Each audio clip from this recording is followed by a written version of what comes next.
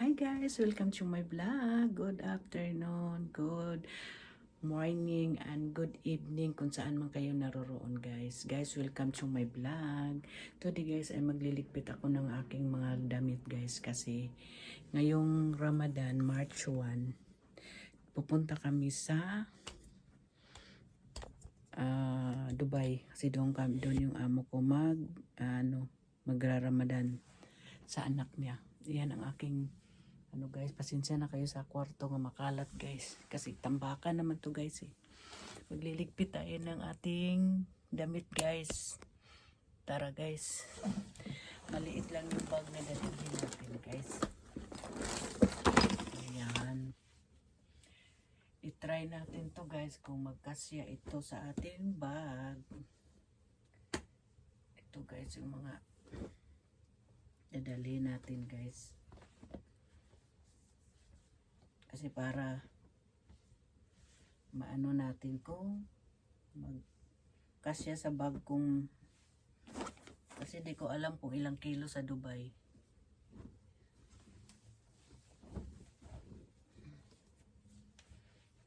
Eh doon magra-Ramadan ang aking amo. Kasi nandoon yung anak niya kasi guys.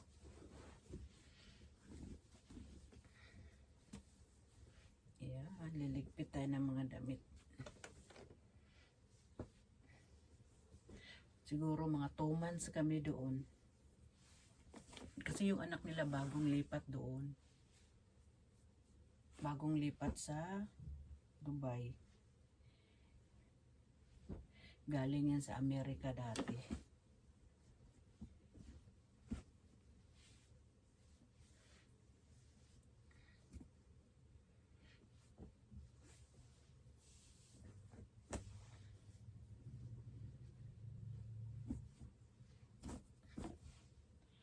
Parang marami yata tayong, parang ewan ko kung magkasya ito. Hindi ito magkasya yata. Tingnan lang natin kung magkasya.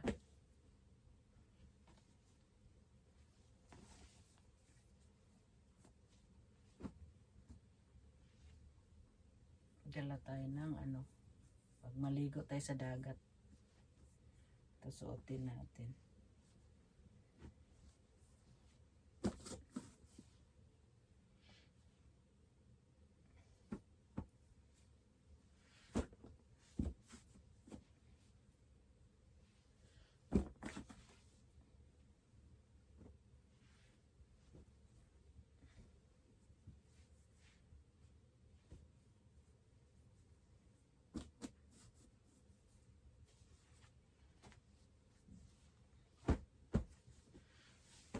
Tingin ko parang hindi ito magkasya ang aking mga damit.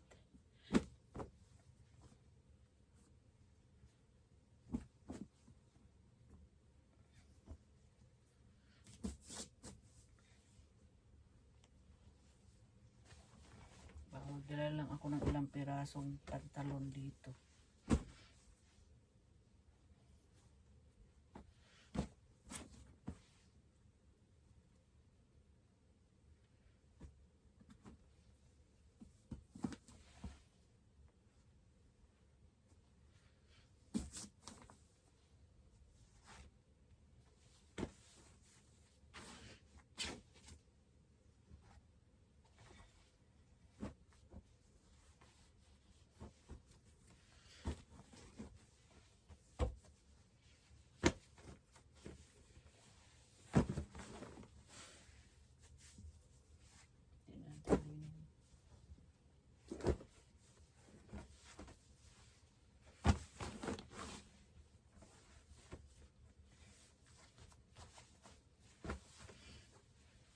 Pag hindi magkasya, palitan natin ng bag.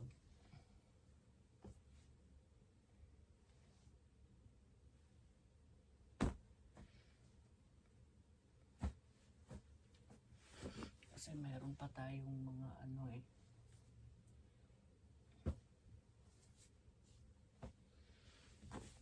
meron pa tayong dadalhin, mga gamot.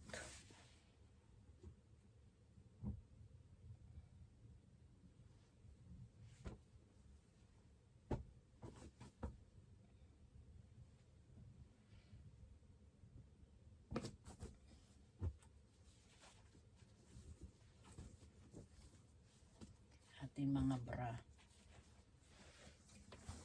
Ang ating mga brabaw.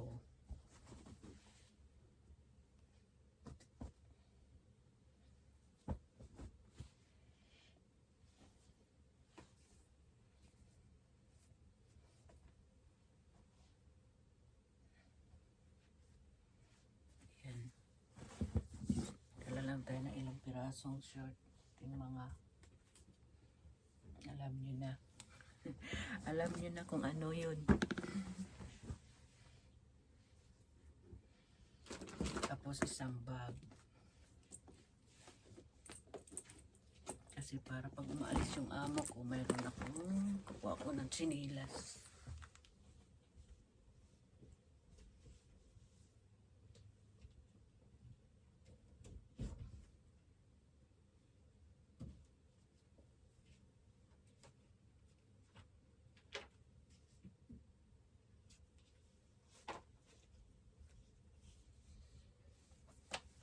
Dalawang partner na sinilas dali natin, guys.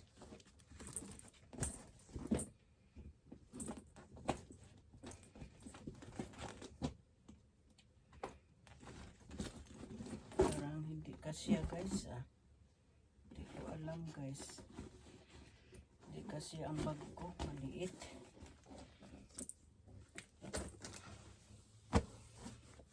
Mayroon pa ako ilagay yung gamot ko.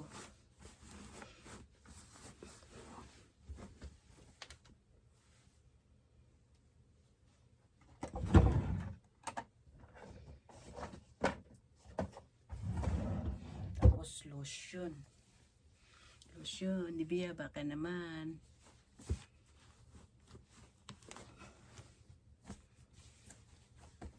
Tapos ito. Hindi.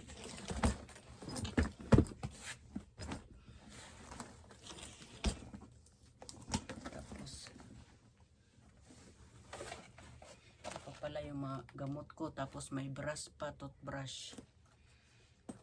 Parang maliit ito. Maliit ang aking bag, guys. Maliit.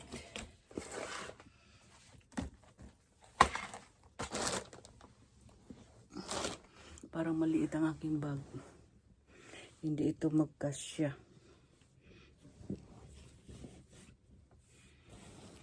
Ang liit. Palitan ko talaga to na medyo malaki. Tingnan, lock, guys. Ayan, guys. Oh. Maliit siya.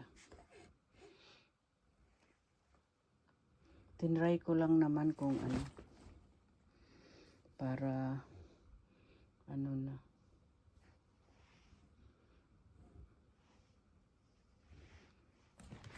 Maliit siya kasi mayroon pa akong dadalhin iba.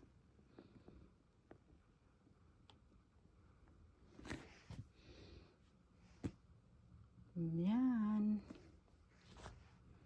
Hindi ko alam. Kailangan ko pa talagang medyo malaki-laki nito. Kasi ano.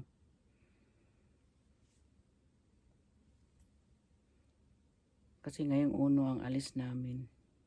Di pa ako nakapagligpit ng ano ng amo ko. Mga gamit sa kagamot. Mag-ano pa ako. Magre-request pa ako ng gamot dun sa hospital na pang 2 months namin. Kasi 2 months kami sa Dubai pupunta. Doon muna kami ng 2 months kasi nag-isa lang ako dito. At saka, hindi lang din namin mag 2 months kami kasi depende sa schedule. Kasi ngayong 22, schedule ng amo namin, operahan yung kabila niyang kamay. Replacement na naman dito sa kabila. Tapos ng kabila nung nakaraang 28 ng December. 28 ng December may opera yung amo ko. Tapos ngayon dito, kasi masakit na dito pa, opera na naman, replacement na naman dito. Butsensya kasi bulol. Hirap talagang Bisaya. Tapos ngayong 22 naman ng February, punta check upin siya ng doktor. Punta kami. Kasi kung kailan ang opera niya ulit. Kasi sabi ko, sana abutan ng 1 taon kasi ka-opera lang dito eh. Magto 2 months pa lang ngayon 28. Ngayon 28 ng February, mag 3 months ngayong February 28. Tapos paopera na naman. Tapos grabe pa namang anesthesia. Tapos naaramdaman ko pa naman yung amo ko ngayon, malilimutin na siya. Sabi ko baka next year na naman, pagbalik ko galing sa bakasyon. Kasi hinihintay ko lang yung aking kasama. Kasi wala pa akong kasama ngayon. Dati kasi nagbakasyon yung kasama ko, hindi umuwi. Hindi na bumalik. Hindi ko alam bakit hindi na siya bumalik. Ayan. Ngayon, yung kinuha ko naman, ang kapalit niya is 23 years old. Hindi pwedeng ipabiyahe daw sa agency kasi baka matanggalan silang license kasi mahigpit na nga ngayon, di ba? Hintayin namin kasi mag 24 siya ngayong August 5. Baka mga katapusan o first week ng September, darating yun ang kinuha ko. Pamangkin ng boyfriend ko. Yun, baka mga October, uuwi ako. Bakasyon muna ako kasi gusto kong paano kasi yung kamay ko manhid. Mamanhid yung kamay ko, guys. Mamanhid. Akala mo yung mga singsing ko hindi nakasya kasi parang lumaki yung mga kamay ko. Kasi akin lahat, naglalaba, magplansa. Tapos alaga pa ako sa matanda. Ang paglilinis walang problema kasi may driver naman dito, 2. Tulungan ako sa paglinis pero hindi naman lahat habang buhay nga, lahat na oras linis. Paghuhugas, pag-uurong ng mga plato, tapos may mga apo pang amo ko, 2. Siyempre gagawa ko ng pagkain, tapos paplansa ako ng mga damit. Tapos basta alam mo naman ang buhay, ang anong ginagawa sa bahay, di ba? Ayan, ngayon ang lagi, mamanhid yung kamay ko. May gamot naman akong minintin. Pero manhid pa rin hanggang ngayon kahit mga 2 months na almost ako nag-maintain ng gamot ko. Na daw yung sakit ko, yung tawag nito, yung sa atin arthritis sa kamay dito, arthritis daw.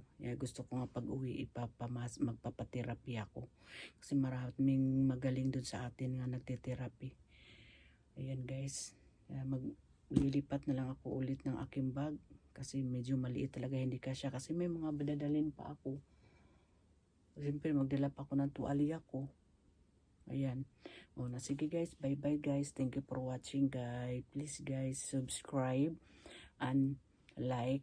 If you like my video, you can share. Okay, bye bye. Thank you and God bless you all. God bless you. I'll see you the other video. Bye bye.